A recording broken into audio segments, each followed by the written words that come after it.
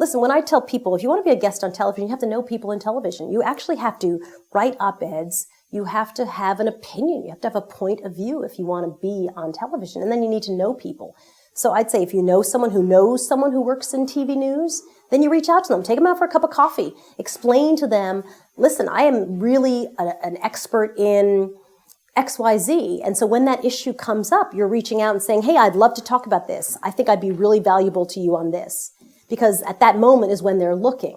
You have to be able to say, I'll drive myself. I won't get paid.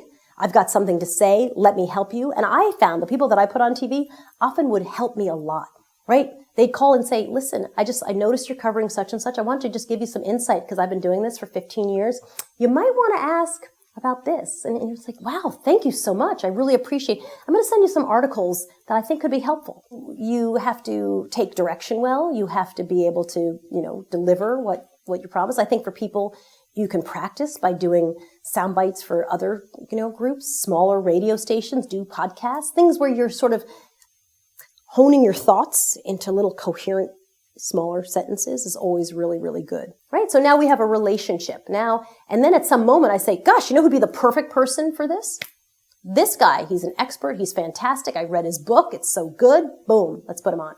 I remember interviewing a guy once who's like, well, so I think this is like a 14-point answer. And I was like, oh my God, no, it's not, because we don't have time for that. Let's get the first 3 points, and that's it.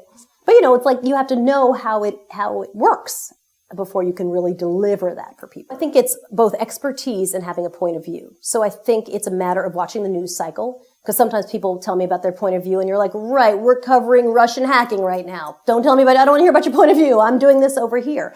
And sometimes just that I'm available, I'm an expert, I have expertise and a point of view, something to talk about.